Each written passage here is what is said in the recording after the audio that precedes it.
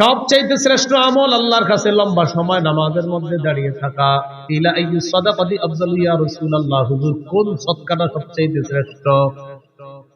নবীজি বললেন, জাহদুল মুকিল্লি, কোন ব্যক্তি পরিশ্রম করে কষ্ট করে উপার্জন করে যেই সম্পদ, এই কষ্টার্জিত উপার্জন থেকে যদি সে আল্লাহর রাস্তায় দান করে, সদকা করে, মাদ্রাসায় দেয়, তার এই সদকা আল্লাহর কাছে সর্বশ্রেষ্ঠ সদকা হয়ে যায়। রিক্সা চালাইছেন, কিছু টাকা কামাইছেন, 5 টাকা সদকা করছেন, মাস শেষে বেতন পাইছেন, কষ্টার্জিত এই বেতন পাওয়ার পর ইখলাসের সাথে 5টা টাকাই কোন অসহায়কে দিচ্ছেন, এই আমলটা আল্লাহর কাছে শ্রেষ্ঠ সদকা হয়ে যায়।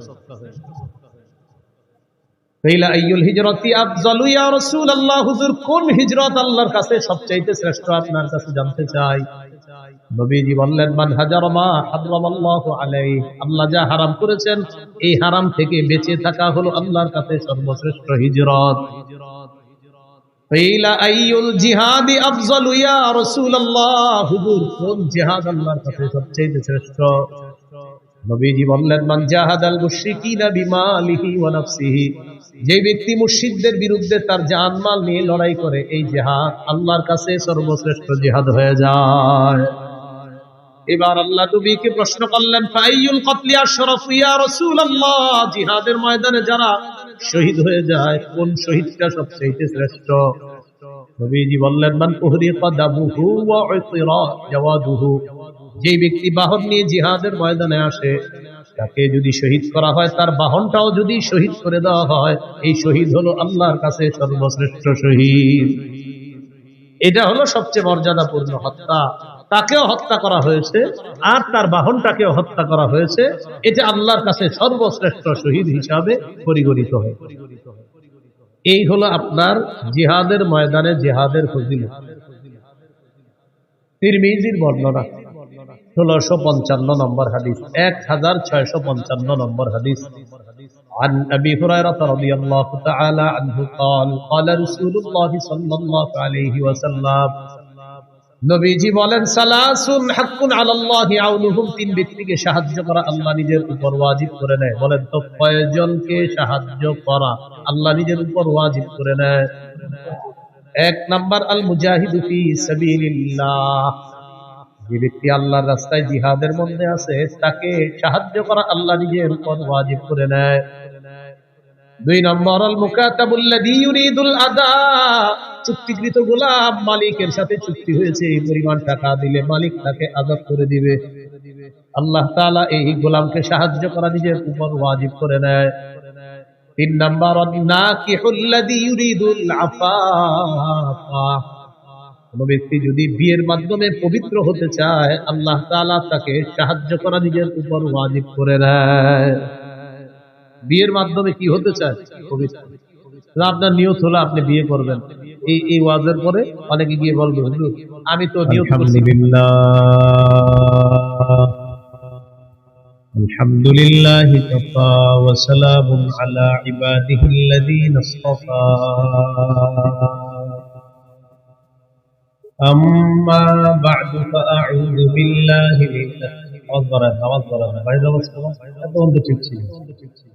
আপনাদেরকে কেউ বুদ্ধি দেয় যে আরিফ বিন হাবিব বসলে আওয়াজ বাড়াইতে?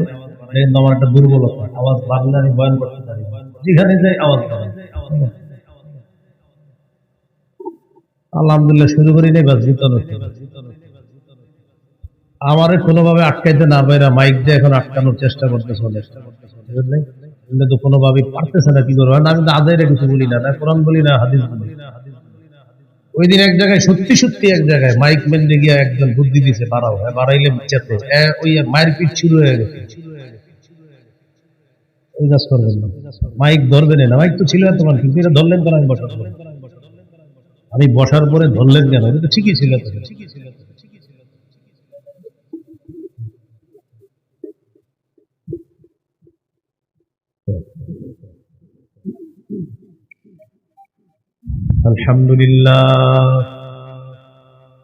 আলহামদুলিল্লাহ কাফা ওয়া সালামুন আলা ইবাদিহিল্লাযীনা ইসতাফা, আম্মা বা'দু ফাআউযু বিল্লাহি মিনাশ শাইতানির রাজীম, بسم الله الرحمن الرحيم إن الله اشترى من المؤمنين أنفسهم وأموالهم بأن لهم الجنة يقاتلون في سبيل الله فيقتلون ويقتلون وقال رسول الله صلى الله عليه وسلم تكفل الله لمن جاهد في سبيل الله لا يخرجه إلا الجهاد في سبيله وتصديق كلماته لأن يدخله الجنة أو يرجعه في مسكنه الذي خرج منه ما نال من أجر أو غنيمة أو كما قال عليه الصلاة والسلام اللهم صل على محمد وعلى آل محمد كما صليت على إبراهيم وعلى آل إبراهيم إنك حميد مجيد اللهم بارك على محمد وعلى آل محمد كما باركت على إبراهيم وعلى آل إبراهيم إنك حميد مجيد اللهم إني أعوذ بك من شر لساني ومن شر سمعي ومن شر بصري ومن شر مني আল্লাহ তাআলার দরবারে শুকরিয়া আদায় করছি আল্লাহ আমাদেরকে এই মাহফিলে উপস্থিত হওয়ার তৌফিক দান করেছেন বলে আলহামদুলিল্লাহ। আমি আপনাদের সামনে সূরা তাওবার 111 নম্বর আয়াতে কারিমা তেলাওয়াত করেছি। এই আয়াতে আল্লাহ তাআলা বলেন ইন্নাল্লাহা আশতারা মিনাল মুমিনিনা আনফুসাহুম ওয়া আমওয়ালাহুম বিআন্না লাহুমুল জান্নাহ। আল্লাহ বলেন নিশ্চয়ই আল্লাহ ক্রয় করে নিয়েছেন মুমিনদের থেকে তাদের জান তাদের মাল, বিনিময় হলো আল্লাহর দেওয়া জান্নাত। ইউকাতিলুনা ফি সাবিলিল্লাহি ফায়াকতুলুনা ওয়া ইউকতালুন। তারা আল্লাহর রাস্তায় লড়াই করবে, কাফেরদেরকে তারা হত্যা করে জাহান্নামে পাঠাবে এবং তাদেরকে শহীদ করা হবে, তারা জান্নাতে পৌঁছে যাবে। বলেন আমার সাথে, ক্রেতা বিক্রেতা, দ্রব্য মূল্য বাজার। ক্রেতা আল্লাহ, বিক্রেতা মুমিনগণ, দ্রব্য জান মাল, মূল্য জান্নাত, বাজার জিহাদের ময়দান। এই পাঁচটা কথা সূরা তাওবার 111 নম্বর আয়াতে আল্লাহ বলেন ইন্নাল্লাহা আশতারা, নিশ্চয়ই আল্লাহ ক্রয় করে নিয়েছেন, আল্লাহ হলেন ক্রেতা, মিনাল মুমিনিনা, মুমিনদের থেকে ক্রয় করে নিয়েছেন, মুমিনরা হলো বিক্রেতা, আনফুসাহুম ওয়া আমওয়ালাহুম, তাদের জানমাল, জানমাল হলো দ্রব্য, বিআন্না লাহুমুল জান্নাহ, বিনিময় হলো আল্লাহর দেওয়া জান্নাত। এটা হলো মূল্য। এবার বাজার কি? ইউকাতিলুনা ফি সাবিলিল্লাহি ফায়াকতুলুনা ওয়া ইউকতালুন। তারা আল্লাহর রাস্তায় লড়াই করবে, কাফেরদেরকে হত্যা করবে, তারা শহীদ হবে, আল্লাহর দেওয়া জান্নাতের মেহমান। এই পাঁচটি কথা মনে রাখবে। তাহলে আল্লাহ তাআলা জানমাল কিনে নিয়েছেন। বাজারটা হলো জিহাদের ময়দান। জিহাদ কি? সূরাতুস সফফি 10, 11, 12 নম্বর আয়াতে আল্লাহ বলেন, 28 পারা 11 নম্বর পৃষ্ঠা, يا أيها الذين آمنوا هل أدلكم على تجارة تنجيكم من عذاب أليم تؤمنون بالله ورسوله وتجاهدون في سبيل الله بأموالكم وأنفسكم ذلكم خير لكم إن كنتم تعلمون আল্লাহ বলেন আমি কি তোমাদেরকে এমন একটা ব্যবসার কথা বলবো যে ব্যবসা তোমাদেরকে যন্ত্রণাদায়ক আযাব থেকে রক্ষা করবে। সেই ব্যবসাটা হলো তোমরা আল্লাহকে বিশ্বাস করবে, রাসূলকে বিশ্বাস করবা, জানমাল নিয়ে আল্লাহর রাস্তায় লড়াই করবা। এই ব্যবসা তোমাদেরকে আযাব থেকে রক্ষা করবে। যালিকুম খায়রুল লাকুম ইন কুনতুম তা'লামুন, তোমরা যদি জানতে এটাই তোমাদের জন্য কল্যাণ। ইয়াগফির লাকুম যুনুবাকুম ওয়া ইউদখিলকুম জান্নাতিন তাজরি মিন তাহতিহাল আনহার, এতে করে আল্লাহ তোমাদের অতীতের সব গুনাহ মাফ করে দিবে। তোমাদেরকে এমন বাগানে প্রবেশ করাবে যার তলদেশ দিয়ে নহর সমূহ প্রবাহিত হয়। ওয়া মাসাকিনা তাইয়িবাতান ফি জান্নাতি আদ, তোমাদেরকে আল্লাহ তাআলা চিরস্থায়ী বসবাসের জান্নাতের মধ্যে তোমাদের মনোভূত ঘর বাড়ির মালিক আল্লাহ তোমাদেরকে দিবেন। যালিকাল ফাওজুল আযীম, আল্লাহ বলেন এটা মহান সফলতা। ওয়া উখরা তুহিব্বুনাহা নাসরুম মিনাল্লাহি ওয়া ফাতহুন করিব ওয়া বাশশিরিল মুমিনিন, আল্লাহ তাআলা তোমাদের মনোভূত আরো অনেক নিয়ামত তোমাদেরকে দান করবেন।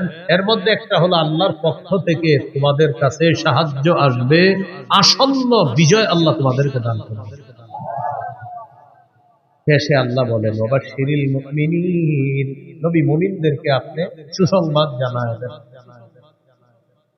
সূরা হুজুরাতের 15 নম্বর আয়াতে আল্লাহ বলেন ইন্নামাল মুমিনুনা আল্লাযীনা আমানু বিল্লাহ ওয়া রাসূলিহি সুম্মা লাম ইয়ারতাবু ওয়া জাহাদু বিআমওয়ালিহিম ওয়া আনফুসিহিম ফি সাবিলিল্লাহ। আল্লাহ তাআলা বলেন প্রকৃত ঈমানদার হলো তারা যারা আল্লাহকে বিশ্বাস করে, রাসূলকে বিশ্বাস করে, সামান্য সন্দেহ করে না, জান মাল নিয়ে আল্লাহর রাস্তায় লড়াই করে। আল্লাহ তাআলা বলেন তারা হলো খাঁটি ঈমানদার। উলাইকা হুমুস সাদিকুন, আমি আল্লাহ পবিত্র কোরআনে তাদেরকে খাঁটি সত্যবাদী বলে ঘোষণা করলাম। ঈমান আল্লাহকে রাসূলকে বিশ্বাস করা, সন্দেহ না করা, জান মাল নিয়ে জিহাদ করা। আল্লাহ বলেন কোরআনে বলে দিলাম তারা খাঁটি সত্যবাদী। আবু দাউদের হাদিস 2504 নম্বর হাদিস, ক্বালা রাসূলুল্লাহ সাল্লাল্লাহু আলাইহি ওয়াসাল্লাম জাহিদুল মুশরিকিনা বিআমওয়ালিকুম ওয়া আনফুসিকুম ওয়া আলসিনাতিকুম, নবীজি বলেন তোমরা মুশরিকদের সাথে লড়াই করো তোমাদের সম্পদ দিয়ে, তোমাদের জান দিয়ে, তোমাদের জবান দিয়ে। নবী বলেন সম্পদ দিয়ে লড়াই করো, জান দিয়ে লড়াই করো, তোমাদের জবানের মাধ্যমে লড়াই করো। এক নাম্বার নবী বললেন মাল দিয়ে লড়াই করো। আমাদের দেশে জিহাদ ফরজ হওয়ার আগ পর্যন্ত এখন আমরা মাল কোথায় দিব? ফিলিস্তিনের মুজাহিদদের জন্য ফান্ড কালেকশন করে তাদের কাছে পাঠাতে হবে। এটা জান, এটা হলো মাল। আর জান আমাদের দেশের বিজ্ঞ মুফতি সাহেবরা যদি ফতোয়া দেয় জিহাদ ফরজ, তখন জান দিয়ে জিহাদ করো। 3 নাম্বার আলসিনাতিকুম, জবান দিয়ে জিহাদ করবা। ফিলিস্তিনের বিরুদ্ধে গোটা দুনিয়াও যদি এখন হয়ে যায়, গোটা দুনিয়ার বিরুদ্ধে আমাদের বলতে হবে। এটা হলো জবান দিয়ে বলতে থাকে। বুঝে আসছে সবার কথাগুলো? জিহাদের নিয়ত আছে সবার? কার কার আছে দেখি? মাশাআল্লাহ, হাত নামান। জিহাদের নিয়ত না থাইকা যদি মারা যান মুনাফিকি মৃত্যু। সহিহ মুসলিমের বর্ণনা 1910 নম্বর হাদিস, 1910 নম্বর হাদিস, قال رسول الله صلى الله عليه وسلم من مات ولم يغزو ولم يحدث به نفسه مات على شعبة من النفاق। কোন মুসলমান যদি মারা যায়, আসে জিহাদ করলো না, অথবা জিহাদের নিয়ত করলো না, সে মুনাফিকি মৃত্যুবরণ করবে। قال رسول الله صلى الله عليه وسلم عليكم بالجهاد في سبيل الله إنه باب من أبواب الجنة। নবীজি বলেন, তোমরা নিজেদের উপর আবশ্যক করে নাও আল্লাহর রাস্তায় লড়াই করা। মনে রাখবা, জিহাদ হলো জান্নাতের দরজা সমূহের মধ্যে একটা দরজা, জান্নাতের একটা দরজা। ফিলিস্তিনের ছোট্ট ছোট্ট বাচ্চাদের মস্তিষ্ক তৈরি হয় ছোটবেলা থেকে যে ইসলামের পবিত্র একটা বিধান হলো জিহাদ।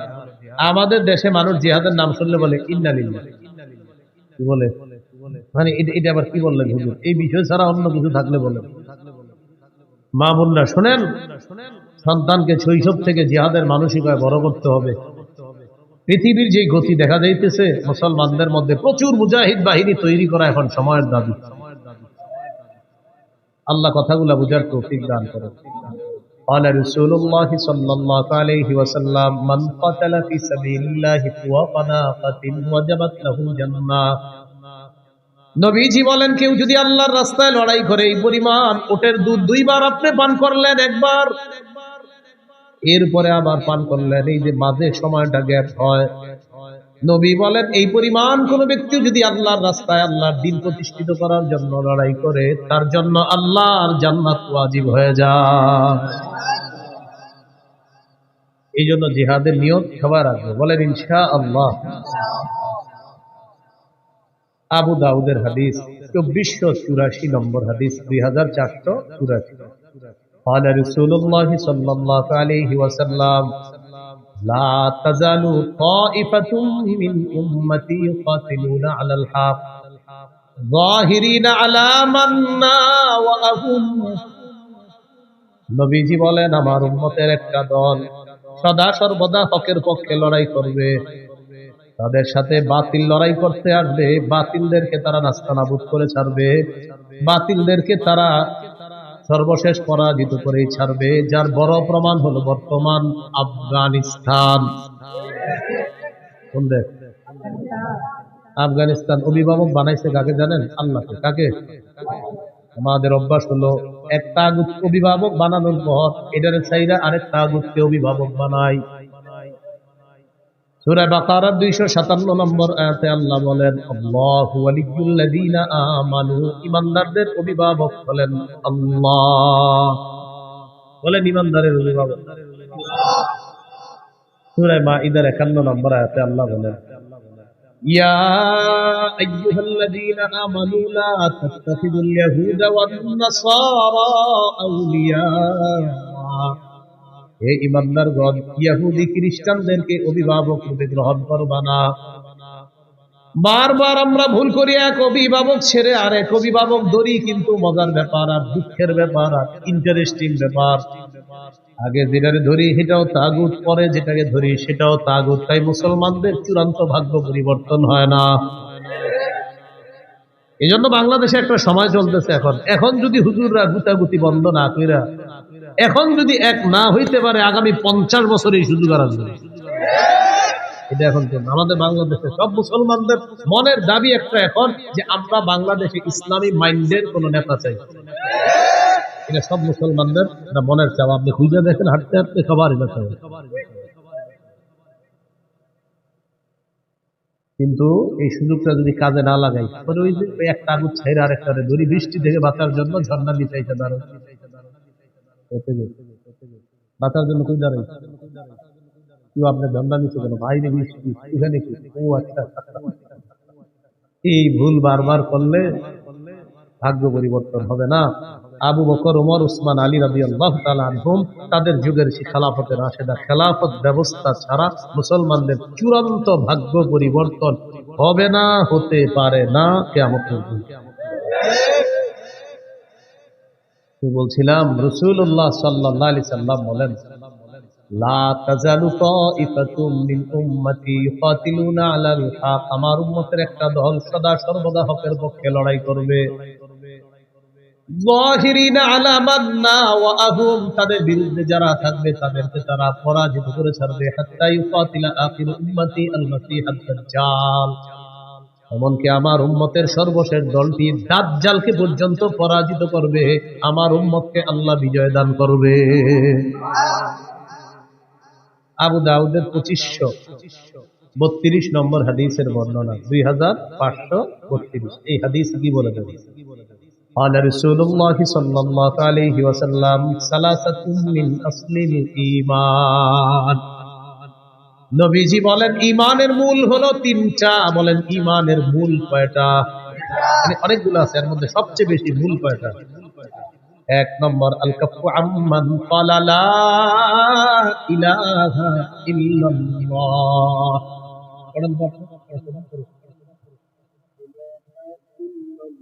এ দেখেন, উনি পড়ছে না, আমিও দাবি করে আমি মুমিন, আর উনিও দাবি করে উনি মুমিন। আমার উপর প্রথম কাজ হলো আমি ওনারে কষ্ট না দেওয়া। এটা ঈমানের মূল বিষয়ের একটা বিষয়, যে লা ইলাহা ইল্লাল্লাহ ওয়ালাকে তুমি কষ্ট দিবা।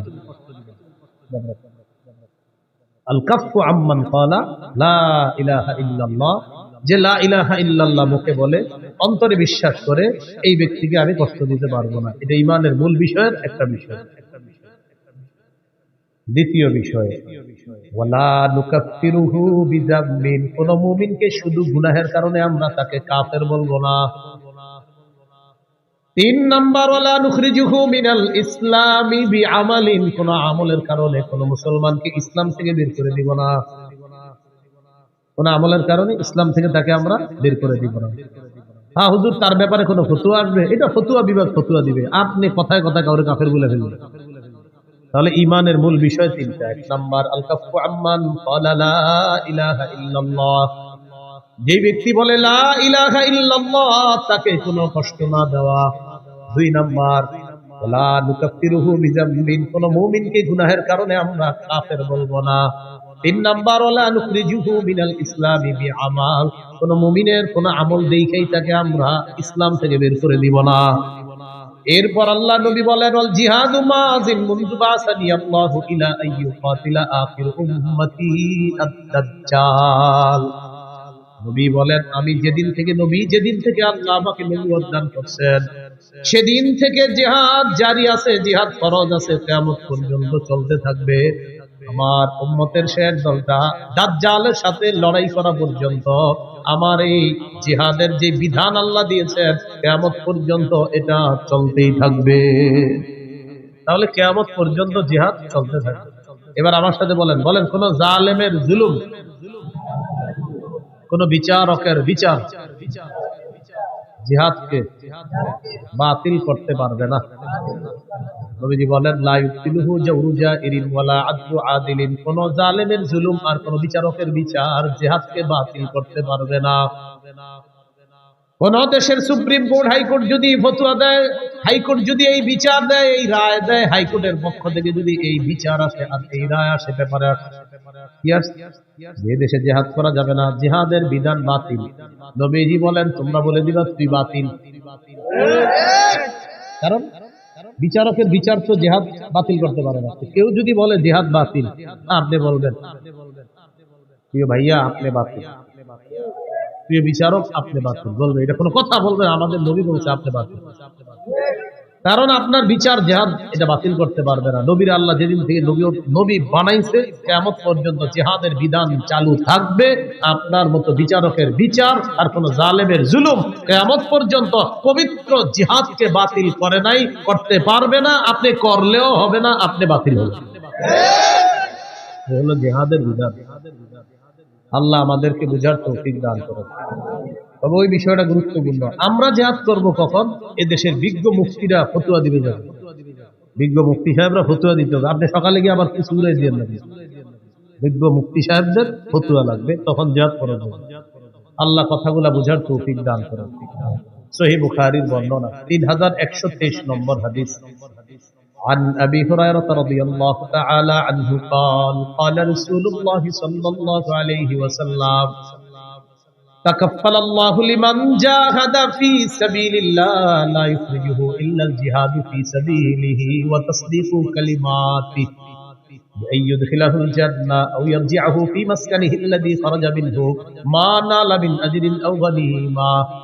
কোন ব্যক্তি জিহাদে বের হয়েছে, শুধু জিহাদের নিয়তে বের হয়েছে, এবং আল্লাহর কথাগুলা বিশ্বাস করছে, হ্যাঁ জিহাদ করলে এই লাভ, এগুলা জেনে সে বের হয়েছে, এই ব্যক্তি জিহাদের ময়দানে যাওয়ার পর আল্লাহ দায়িত্ব নিয়ে নেয়, হয়তো শহীদ বানায় তাকে জান্নাতে পৌঁছায় দিবে, না হয় প্রচুর গনিমতের মাল সহ তার ঘরে আল্লাহ তাকে ফিরিয়ে দিবে। সহিহ মুসলিমের বর্ণনা 1878 নম্বর হাদিস।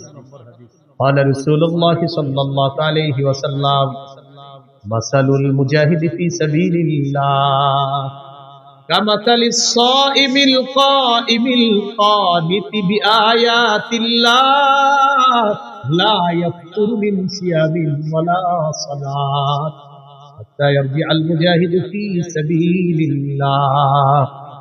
নবীজি বলেন, কোন ব্যক্তি নফল রোজা রাখে, নফল নামাজ পড়ে, আর নামাজের মধ্যে ধারাবাহিক কোরআন তেলাওয়াত করে, কোন ব্যক্তি নামাজের মধ্যে আছে, নফল নামাজের মধ্যে কোরআন তেলাওয়াত করতেছে, আর লোকটা রোজা অবস্থায়, এক হলো সে রোজাদার, আরেক হলো সে নামাজের মধ্যে আছে, আরেক হলো সে আল্লাহর কোরআন তেলাওয়াত করতেছে, সবগুলাই গুরুত্বপূর্ণ। নবীজি বলেন, এই ব্যক্তি কোন রকম ক্লান্তিহীন ভাবে এই ইবাদত করলে যে সওয়াব, নফল নামাজ ধারাবাহিক পরে রোজাও রাখে আর তেলাওয়াত করতেছে, কোনো ক্লান্তি নাই, এই লোকটা ক্লান্ত হয় না। এই ক্লান্তিহীন নামাজ রোজা, ক্লান্তিহীন তেলাওয়াত করে সেই ব্যক্তি যে সওয়াব পাবে, আল্লাহর রাস্তায় যে মুজাহিদ, এই মুজাহিদ জিহাদে যাওয়ার পর ফিরে আসার আগ পর্যন্ত এই পরিমাণ সওয়াব আল্লাহ তার আমল নামায় দিয়ে দেয়, চলতে থাকে আমল নামায়। এটা মুজাহিদ যদি আল্লাহ। আবু দাউদের বর্ণনা 1449 নম্বর হাদিস। এই হাদিসের বর্ণনাকারী সাহাবীর নাম আব্দুল্লাহ ইবনে হুবশিল খাশআমি রাদিয়াল্লাহু তাআলা। তিনি বলেন, আন্না রাসূলুল্লাহ সাল্লাল্লাহু আলাইহি ওয়াসাল্লাম সুইলা আইয়ুল আমালি আফদালু ইয়া রাসূলুল্লাহ। নবীজিকে জিজ্ঞাসা করা হলো, হুজুর কোন আমল সবচেয়ে শ্রেষ্ঠ? নবীজি বললেন, তুলুল কিয়াম, লম্বা সময় নামাজে দাঁড়ায় থাকা, এটা শ্রেষ্ঠ। শীতকালে লম্বা সময় একটু নামাজ পড়ুন, তাহাজ্জুদ করেন, লম্বা সময় একটু দাঁড়ায় থাকবেন শীতকালে, বলেন ইনশাআল্লাহ। 4 রাকাত সুন্নত একদম 3.5 মিনিটের বেশি লাগাবে না। 4 রাকাত, প্রথম 2 রাকাত মনে করেন ঠিক মতো পড়ছে, পরে ইমাম সাহেব জামাতে দাঁড়াইবো, পরের 2 রাকাত পুরাই বুলেট ঘটনা কি মজলিস সাহেব কামত দিছে, হের কথা হলো আমি এই 2 রাকাত যেমনি হোক শেষ করে ধরবই। পরে এই দেখবেন পাশে যারা আছেন তখন দেখবেন প্রথম 2 রাকাত ঠিক ছিল, পরে ওই তৃতীয় রাকাতে মানে আমি বুঝাই, সুবহানা রাব্বিয়াল আযীম, এই বাক্যে সিন কয়বার? একবার। সুবহানা রাব্বিয়াল আযীম, সিন কয়বার? হুজুর একবার। সুবহানা রাব্বিয়াল আযীম, সিন কয়বার? একবার। এবার দেখেন, এর মানে উনি 3 বার সুবহানা রাব্বিয়াল আযীম বলেন, যেহেতু সু সু সু আর সিন তো একবার বাক্যে, এর মানে সু সু সু মানে 3 বার সুবহানা রাব্বিয়াল আযীম কমপ্লিট। এটা পাশে থেকেও শুনবেন না সময় দেবেন, মানে কি আপনি সুপ কি এই বাক্যে যদি সিন তার যে 3-4 বার আছে তাহলে বুঝতাম আপনি একটাই বলছেন বাক্য, কিন্তু বাক্যে তো সিন একবার, এর মানে আপনি সু সু 3 বার বলা মানে আপনি সুবহানা রাব্বিয়াল আযীম 3 বার পড়ে ফেলছেন। এরকম পাশে দেখবেন, আল্লাহু আকবার। আল্লাহর সাথে তামাশা করেন, হাজলামি করেন। তুলুল কিয়াম, লম্বা সময় নামাজে দাঁড়ান, বড় ইবাদত। ভাই নামাজ বিরস্তির ভাবে পড়েন, জীবনে এই কাজটা খুব সুন্দরভাবে করবেন, বলেন ইনশাআল্লাহ। ওযু করবেন সুন্দরভাবে, মসজিদে নামাজ পড়বেন সুন্দরভাবে, নামাজের সাথে কোনো আপোষ করবেন। এমনকি আলোচক যারা আলোচনা করে তাদের আলোচনা যদি মনে করেন আলোচনায় উঠাবে, তারা আলোচনার মাঝেও নামাজকে তাড়াহুড়া না করা, সফরে অন্তত আলাসরিন না আতুন, এটাও সুন্দর মতো পড়তে হবে। সুবহানা রাব্বিয়াল আযীম আলা, এটা সুন্দর মতো পড়তে হবে, কমপক্ষে 3 বার সুন্দর মতো পড়তে হবে। 1 মিনিটে 2 রাকাত যেন শেষ না হয়, বিষয়টা দিয়ে খেয়াল রাখবেন। রাসূলুল্লাহ সাল্লাল্লাহু আলাইহি সাল্লাম বললেন, তুলুল কিয়াম, সবচাইতে শ্রেষ্ঠ আমল আল্লাহর কাছে লম্বা সময় নামাজের মধ্যে দাঁড়িয়ে থাকা। ইলা আইয়ু সাদাকাতি আফযালু ইয়া রাসূলুল্লাহ, হুজুর কোন সদকাটা সবচাইতে শ্রেষ্ঠ? নবীজি বললেন, জাহদুল মুকিল্লি, কোন ব্যক্তি পরিশ্রম করে, কষ্ট করে উপার্জন করে যেই সম্পদ, এই কষ্টার্জিত উপার্জন থেকে যদি সে আল্লাহর রাস্তায় দান করে, সদকা করে, মাদ্রাসায় দেয়, তার এই সদকা আল্লাহর কাছে সর্বশ্রেষ্ঠ সদকা হয়ে যায়। রিক্সা চালাইছেন, কিছু টাকা কামাইছেন, 5 টাকা সৎকা করছেন, মাস শেষে বেতন পাইছেন, কষ্টার্জিত এই বেতন পাওয়ার পর ইখলাসের সাথে 5টা টাকাই কোন অসহায়কে দিচ্ছেন, এই আমলটা আল্লাহর কাছে শ্রেষ্ঠ সৎকা হয়ে গেল।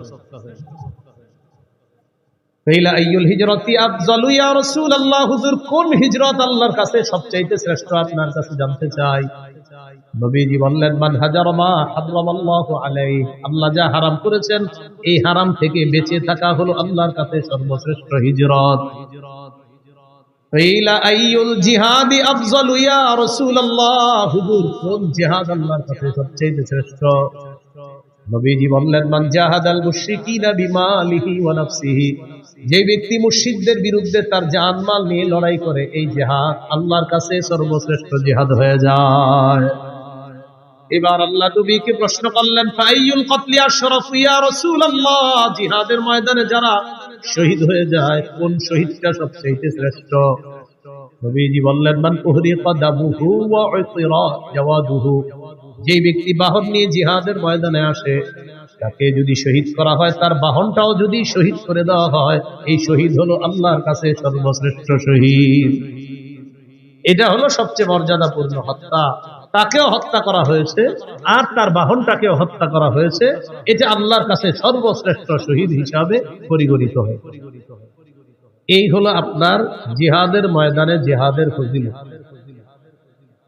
তিরমিজির বর্ণনা 1655 নম্বর হাদিস, 1655 নম্বর হাদিস। عن أبي هريرة رضي الله تعالى عنه قال قال رسول الله صلى الله عليه وسلم, নবীজি বলেন, সালাসুন হাক্কুন আলাল্লাহি আউনুহুম, 3 ব্যক্তিকে সাহায্য করা আল্লাহ নিজের উপর ওয়াজিব করে নেয়। বলেন তো কয়জনকে সাহায্য করা আল্লাহ নিজের উপর ওয়াজিব করে নেয়? 1 নাম্বার, আল মুজাহিদু ফি সাবিলিল্লাহ, যে ব্যক্তি আল্লাহর রাস্তায় জিহাদের মধ্যে আছে তাকে সাহায্য করা আল্লাহ নিজের উপর ওয়াজিব করে নেয়।